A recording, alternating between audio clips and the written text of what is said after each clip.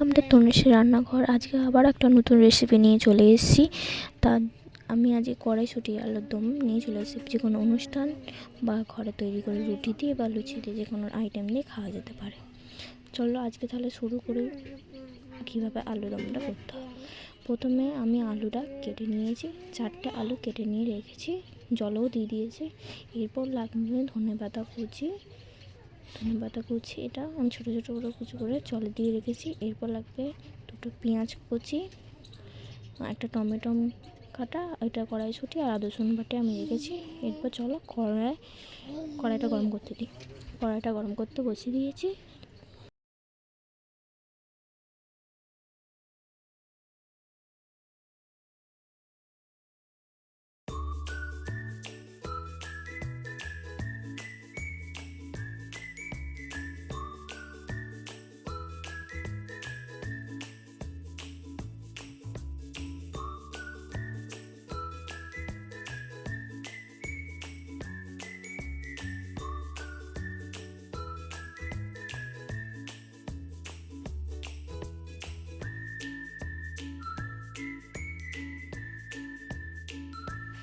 তেলটা গরম হয়ে যেতে আমি কড়াটা ছাড়িয়ে নিলাম যাতে আলুটা ভালোভাবে ভাজা হয়।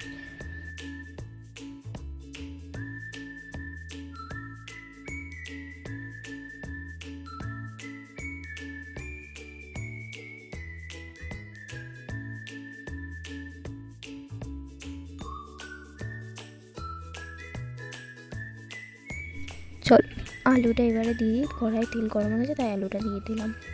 আর একটু আস্তে করে নেবে যাতে না তেলটা ছেটকায়। মিডিয়াম করে একটু ভেজে ভালোভাবে লাল লাল করে। আর আলুটা তোমাদের নামাতে হবে না, তুমি সাইডে রেখে এরপর যে জিনিসটা যেটা দেবো সেটা ওখানে একসাথে মিক্স করে দেবে।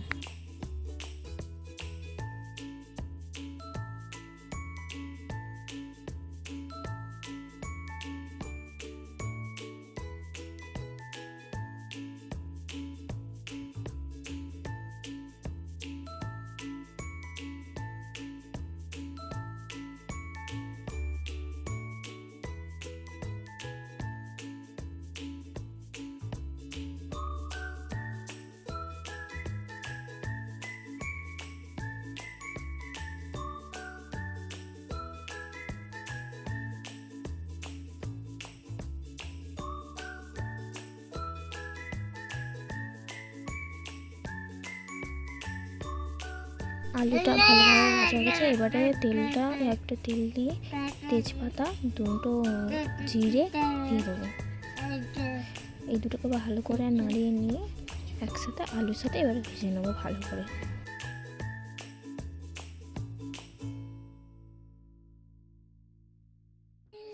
তেজপাতা জিরেটা ভাজা হয়ে গেলে এবার পেঁয়াজ দিয়ে দেবো। আমি যত পেঁয়াজ ছিল সব দিয়ে দিলাম। এবার পেঁয়াজটাকে ভালো করে নেড়ে নিয়ে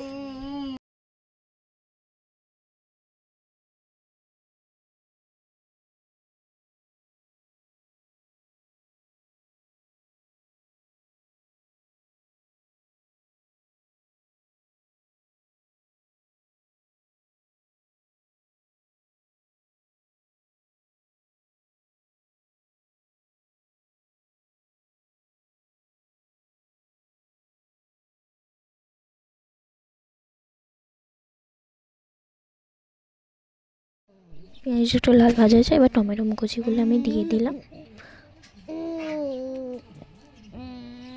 এবার টমেটো কুচিগুলো ভালো করে নিয়ে নেব। তারপরে কড়াইশুঁটিগুলো দিয়ে দেবো। কড়াইশুঁটিগুলো আর টমেটো একসাথে ভালো করে ভেজে নেবো।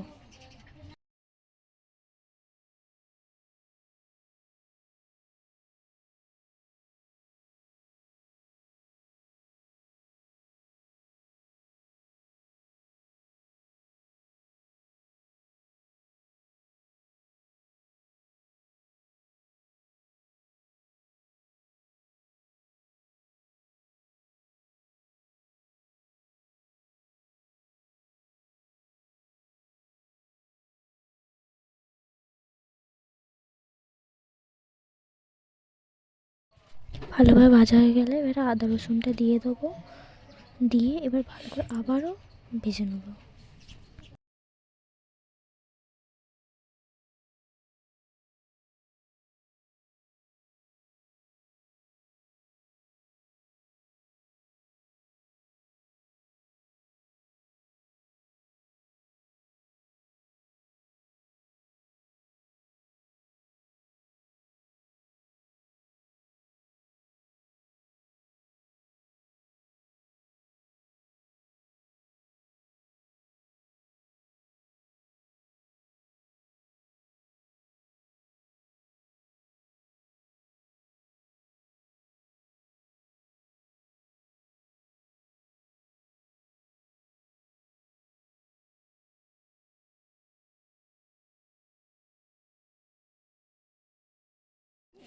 এবারে কড়াই একটু জল দিয়ে দিলাম যাতে মশলাগুলো দিতে পারি, যাতে ঝাঁঝটা ওঠে।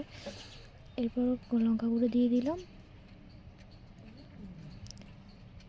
এরপর হলুদ গুঁড়ো দিলাম। এরপরে ভালোভাবে মশলাটাকে কষিয়ে নেব।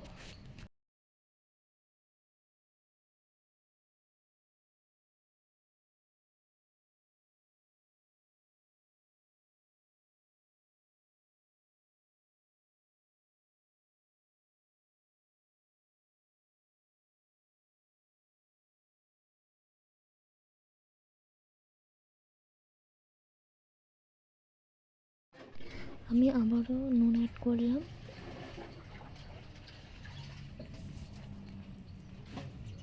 নুন অ্যাড করে ভালোভাবে কষিয়ে নেওয়ার পরে জল দিয়ে দেবো। ভালোভাবে কষিয়ে নেবো, তারপরে জলটা দেবো।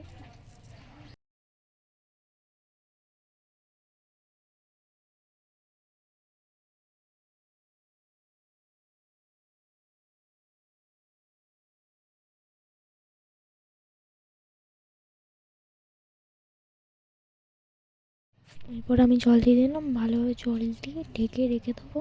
ঢেকে রেখে দিলে কী বলো তো, জিনিসটা ভালোভাবে সেন্টটাও বেরোবে না আর ভালোভাবে সেদ্ধ হয়ে যাবে।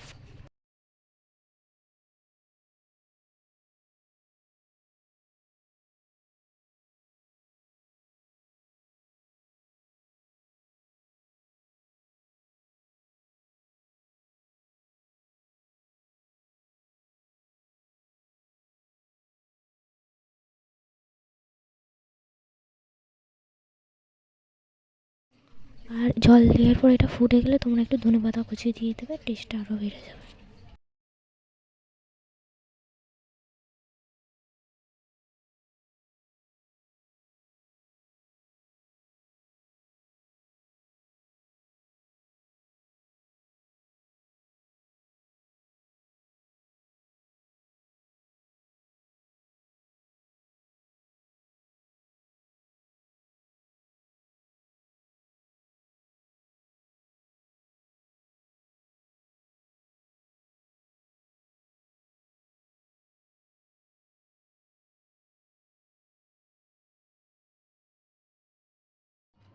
ওইদিকে আমি ওটা বসিয়ে দিলাম।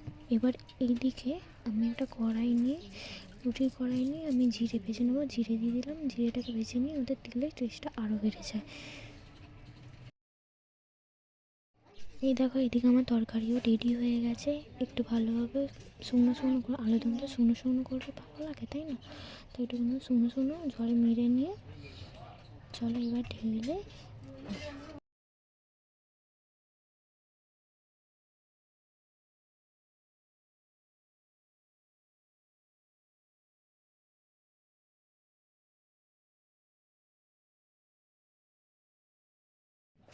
এরপর আমি তরকারিটাকে নামিয়ে নিয়েছি। আমার জিরেটা গুঁড়ানো হয়ে গেছে, সেটা দেখানো হয়নি।